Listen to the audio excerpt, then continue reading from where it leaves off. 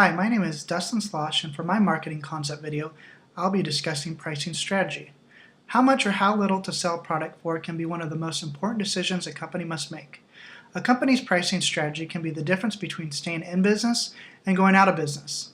There are three main influences on price that must be taken into consideration when making pricing decisions. These three influences are demand, supply, and environment. Demand is the first influence that I will examine. Typically, demand influences are related to the target market and the consumer's reaction to a certain price. There are three main factors when examining demand influences on price. These three factors are demographic, psychological, and price elasticity. Demographic factors that need to be examined are: how many potential buyers exist? Where are these potential buyers located? Are these potential buyers organizational buyers, or are they the final consumer? How much of the product will these potential buyers consume? And what is the economic strength of these potential buyers? These are questions that can help determine the market's potential and expected sales at various pricing levels. Psychological factors that need to be examined are: will the price indicate quality?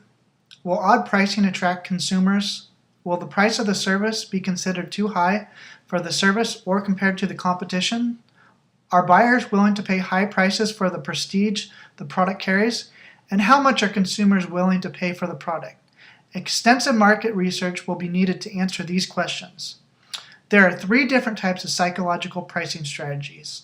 The first is prestige pricing. Prestige pricing uses high prices to send a signal to the consumers that the product is of high quality.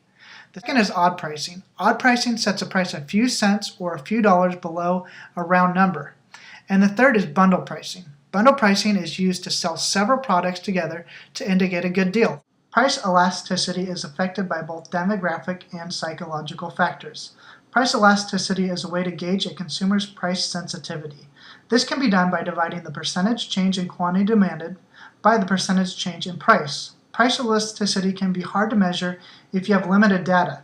Some useful data that can be factored into price elasticity is historical data and data from sampling a group of consumers. Supply influences on pricing strategy is the second influence I will examine. Supply influences on pricing relate to the objective, cost, and nature of the product. Typically, the pricing objective would be to make a profit in the long run, but this is not always the case. Some common pricing objectives are pricing to achieve a target return on investment, pricing to stabilize the price and the margin, pricing to achieve a target market share, and pricing to meet or prevent competition. Another pricing factor would be cost consideration. Cost consideration covers cost of production, promotion, distribution, plus the desired profit. Cost orientation is the most common cost consideration practice. There is a minimum of three different basic variations of cost-oriented pricing. The first is the markup pricing practice. Retailers use this strategy frequently. Retailers simply add a percentage of the price to the invoice to determine the final selling price. This is typical of companies like Walmart and Target. The second practice is cost plus pricing. Cost plus pricing takes all the cost of completing the final project and then a profit percentage is added on. The third practice is rate of return pricing. Rate of return pricing is a practice that manufacturers use. They simply add up the desired rate of return on investment to the total cost. Cost-oriented approaches are simple and generally accurate. There is, however, a couple reasons the cost-oriented approach should be criticized. First is that it gives little or no consideration to demand. And second is that it does not reflect competition adequately. The final factor in cost consideration would be product consideration. There are three major product considerations: perishability, distinctiveness, and life cycle. Perishability exists on products like produce, meat, and bakery items. These products only stay fresh for a certain amount of time before they spoil. Perishability also exists on items like Halloween costumes and Christmas trees. Distinctiveness exists when manufacturers set themselves apart from the competition.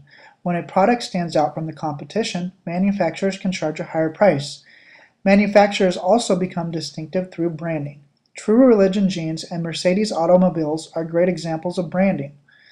Product life cycle stages can also influence price. There are two different approaches to this. The first is the skimming policy. Skimming is when a seller charges a higher price for a product. Typically, this occurs when a firm has a temporary monopoly. Second is the penetration price policy. Penetration is when a firm sells a product for a low starting price. This happens when competition is likely to enter the market rapidly or when the seller wants to gain a large portion of the market. The penetration policy can also deter competition due to low margins. Environmental influences on pricing strategy is the final strategy I will examine. Competition and governmental regulations are the two main factors companies will need to pay attention to in regards to environmental influences. Companies need to know how much competition is out there.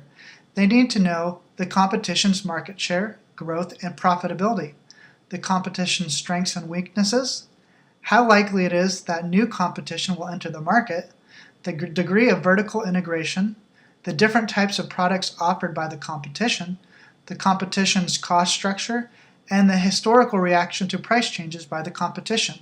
These are all important factors when determining price. Understanding government regulations is also an important factor that must be taken into consideration when making pricing decisions. Four of the main things the government agencies look for are price fixing, deceptive pricing, price discrimination, and promotional pricing. The government restricts sellers from working with competition or distributors to set the final price. This can be referred to as price fixing. Deceptive pricing happens when a product is priced way above what the actual price should be, and then the seller claims the lower price represented a legitimate price reduction. Price discrimination prevents sellers from charging competing buyers different prices for the same product in a way that is injurious to the competition. Promotional pricing is not illegal, but it can be if the company is not doing it in proportionally equal terms. This concludes my marketing concept video. Hopefully understanding the three main influences on price will give you a better understanding as to how to properly price a product.